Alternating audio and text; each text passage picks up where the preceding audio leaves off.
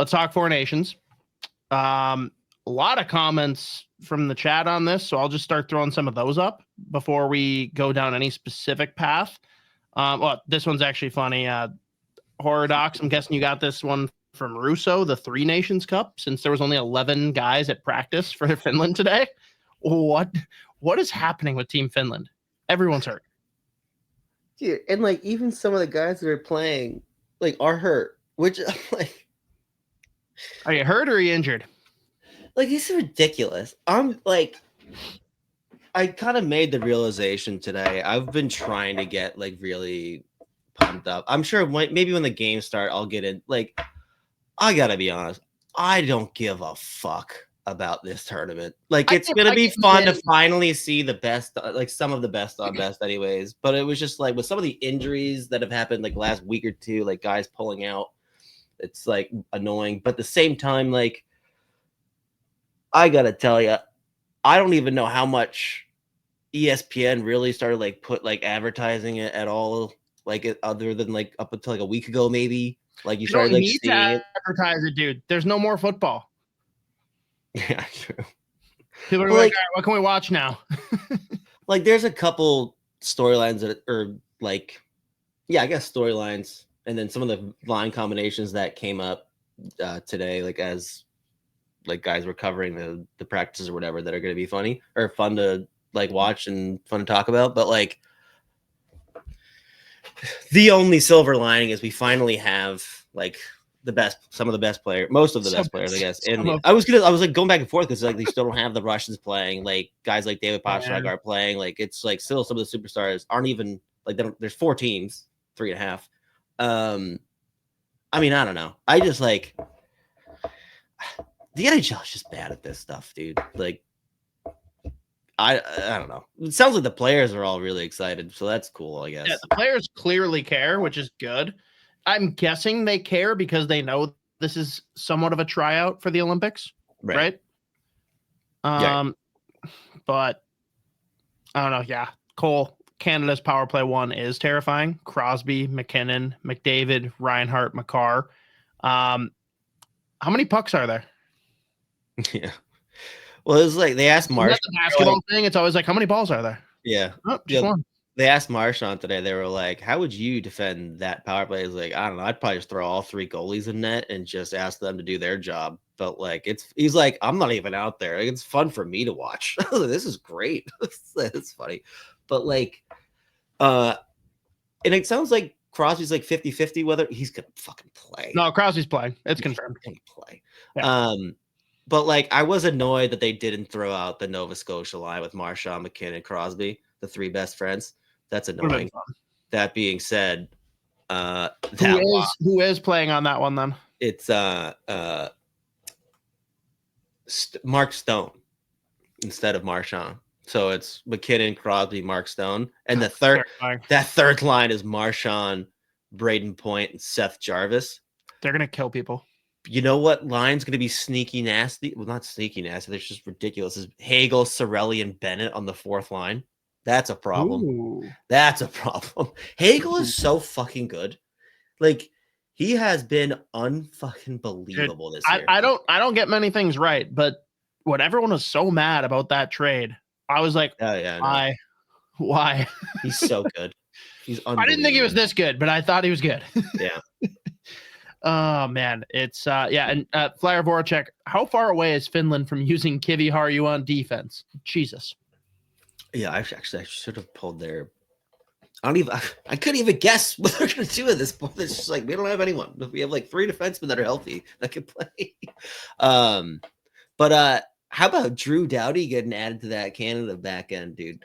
I forgot that he had already come back, like not already, but he's played 6 games this year. Like, he's been back for 6 games. I went right before we jumped on here. I was like, how much has he played? Because he's always at the top of the league as far as like ice time.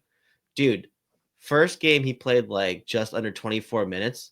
He played 31.5 the other night, 29, 28, 27. Like, it's like he just immediately came back and started playing half the fucking game. He is nuts. But yeah, I don't know. But I was really thrown off when I was like, oh shit, because I forgot that Drew Doughty had come back, and they're like, yeah, no, he's also going to play right in the Four Nations tournament. I was like, Jesus, okay. Yeah, and Jules Eriksson is too injured to play against the Islanders, but was healthy enough for a full practice today, per Ron. That was weird too, because it was Russo right before the Islanders game. It was like concerned that he'll be out beyond the Four Nations, and then now he's played full practice. I have no idea anymore. Pretty quick after the game, I think that it was like, okay, he just like tweaked something. It was precautionary. He's okay. Yeah. So who knows? Is it a weird spot for Bill Guerin to be in where it's like, I can't like really be too strong in telling my players not to play when I'm the GM that's opposing them? Yeah. Like, is that a tough area to navigate?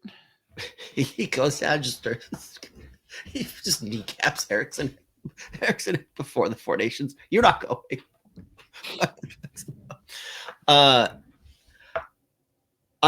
You know what else is unbelievable? Even though Quinn Hughes is out for USA, which really sucks, that back end is still unbelievable. So they pulled up the pairs today: Slavin Fox, Werenski McAvoy, Hanifin Faber, and then Sanderson is the 7. Yep. In front of goaltenders Connor Hellebuck, Jake Ottinger, and Jeremy Swayman. That's unbelievable. Like the fact that you lose Quinn Hughes, but like, who we had? Oh, Jake Sanderson, who is so fucking good. He has been ridiculous this year in Ottawa. He is a big time reason that they are playing as well as they're playing. Like, I mean, he's another guy that plays 26, 27 minutes a night almost. Some fun line combos. We should talk about Matt Boldy playing with JT Miller and Brady Tkachuk. That was a fascinating third line. I'm a big fan of this, and granted, Cole says Boldy with Brady Tkachuk and JT Miller might be a problem. Imagine Boldy starts playing like Tkachuk. Oh boy, I don't think that's anywhere in Matt Boldy's future. But damn, if he could even get a shred of it, I'd be thrilled. Do you remember when he fought Bo Byram? He handled his business in that fight too. I was like, oh shit, he is throwing. I was like, all right, good for you. But dude, Team USA second line: Jake Gensel, Austin Matthews, Jack Hughes. Good. Yeah, that's Lord. Your second line. Good Lord. So like, I'm gonna have to just like go and read through the line combos to get myself excited about this fucking tournament. Because like Kyle Connor, Jack Eichel, Matthew Tkachuk first line, good Lord. Again, with Gensel, Matthews, Hughes, Tkachuk, Miller, Boldy. The fourth line's funny to me with Brock Nelson, Vincent Trocheck, and Dylan Larkin / Chris Kreider. I was surprised. Actually, I don't know. Maybe I wasn't that surprised. I probably would have put Larkin where JT Miller was, but that's fine. No. Shut your mouth. I don't know. Shut your mouth. I don't know. More speed, but whatever. I'm sorry. There's no world where I'm putting Larkin above JT Miller if I'm making the team, but I'll also never be in a position to make the team. So it's true. That's why we sit here and talk about it. Yeah, it's sad that Tage Thompson, Clayton Keller aren't here. I would have really liked to see them too, but I mean, Tage Thompson though, like no one really like. Do players even like him? I mean, you saw what happened when he got destroyed, and like the Buffalo players are like, okay, nothing to see here. We're good. I mean, no one even didn't even consider. Like it looked like they all looked over their shoulder, like, oh fuck. Like it wasn't even like, oh, hold me back. It was like, yeah. Oh, bummer, dude. You should have watched out. Hold me back. Like actually hold me. Let me at him. It was like, no, it was like, oh shit. Change. That was nuts, dude. In the season from hell in Buffalo, that was like the exclamation point where it was like, oh, your best player just got murdered. And everyone, you know Jeff Merrick's bit, right? No. Like, do you know the beginning of the downfall of the Buffalo Sabres? They have not made the playoffs since one specific cataclysmic event. And I think I do know exactly what you're talking about. Go ahead. Tell me, because I know you take immense pride in it. Well, it's tough now, given what happened last year. But Lucic murdering Ryan Miller. Yeah. But it was very funny when they got on that fucking during no one get. Well, yeah, then fucking poor Paul Gostat had to fight Lucic the next year. Dude, it was so funny when they did that, like, during COVID.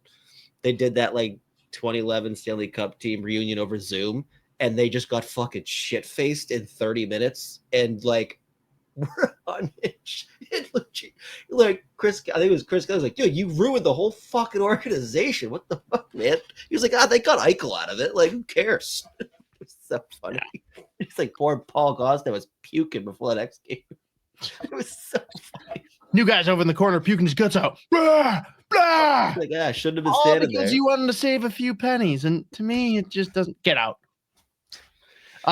Mateo, Merrick had a good idea in the future. Just do 2 7-game series, one between USA and Canada, one between Sweden and Finland. Z, I'll let you go first on this, but I got opinions.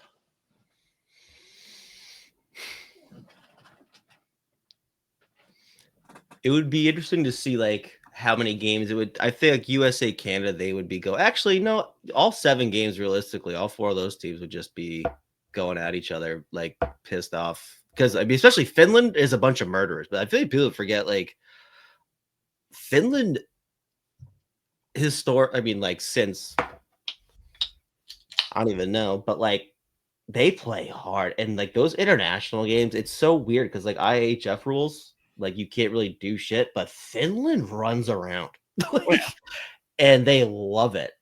And it's just like how they play. They like just throw like 400 hits a game.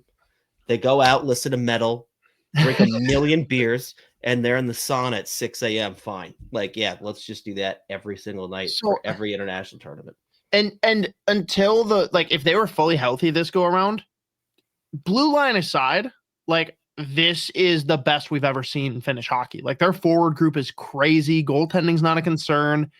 But generally speaking, like when you look at them for a national competition or like World Juniors, are they the classic like highest floor, lowest ceiling team?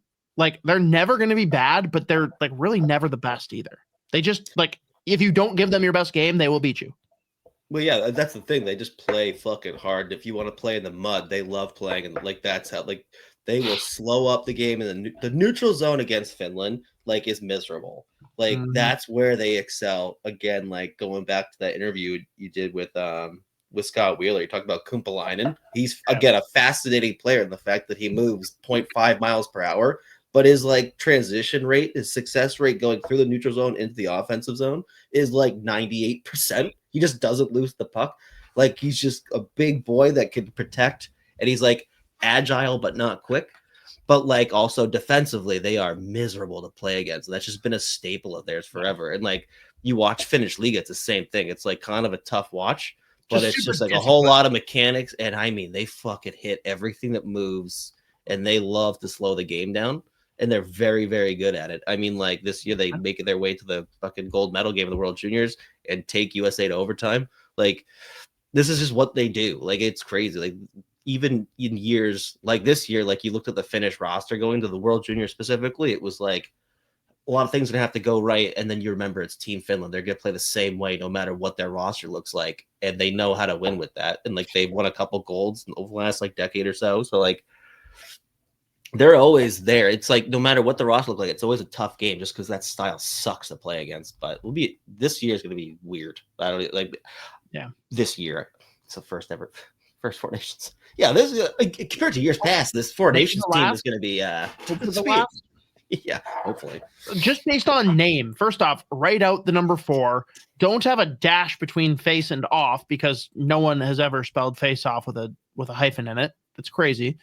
But also, I'm with you. Like, I don't really care. And I know the players do because it hasn't happened in a while and this is their audition. But, like, dude, the Olympics is what everyone cares about. Straight up.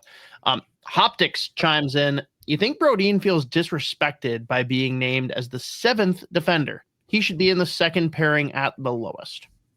Oh, I saw another tweet that had him playing with Hedman. Maybe Hoptics made it happen. Yeah, maybe he talked. Yeah, maybe. Yeah, I mean, if he's a 7th dude, that's probably won't get hurt. Yeah. I was gonna say because I saw like there was lines today he was playing with. He was first pair with Hedman at the line rushes this morning, and I was like, It's pretty fun. The first thing I thought was just like, finally, the NHL fans in general will just get to witness Jonas Brodin, which is crazy because realistically, they've probably watched him like skate backwards faster than the best player on their team, and you usually shut them down when healthy.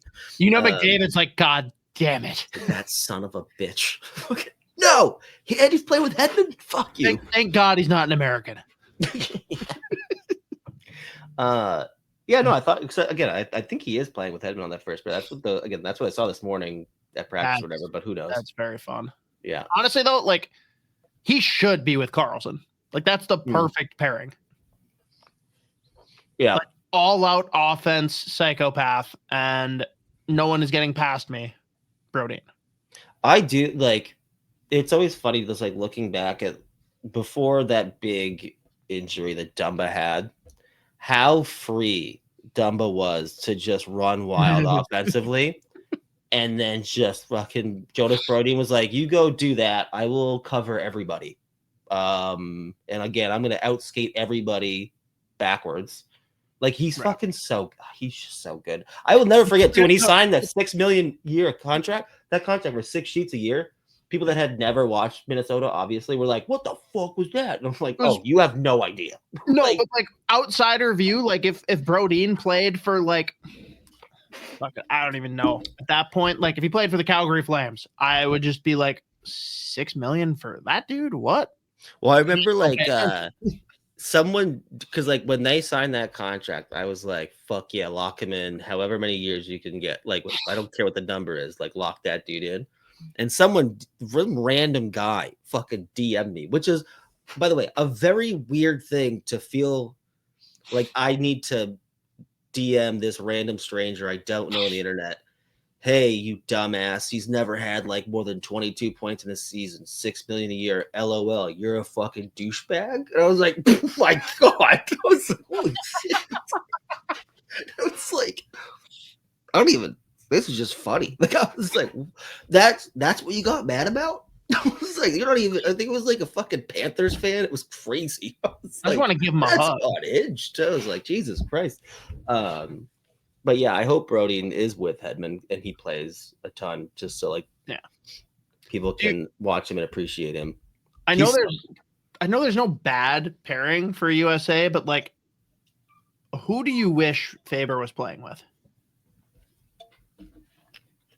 I kind of would have loved to see him with Werenski. Dude, what Werenski's doing this year in Columbus is fascinating. Like, when you talk about a guy turning defense into offense, like, there have been a few games where I'm just, like, watching him defend, like, off the rush, and he managed, like, half of his poke checks are literally him, like, timing it so well that, like, he's poke checking it into space with the intention of skating onto it and immediately like getting a break. Like he's created breakaways from like defending off the rush with a poke check like 15 times. He's unbelievable. And like obviously the last however many years he just keeps getting hurt. So fingers crossed he stays healthy because he has been one of the most fun players to watch this year on a very fun team to root for this year. So, like, shout out Columbus. But, like, what he's doing is fucking unbelievable. He's so good. Mm-hmm. Like, he is sick. And I'm so glad he's healthy. Absolutely. So. Yeah.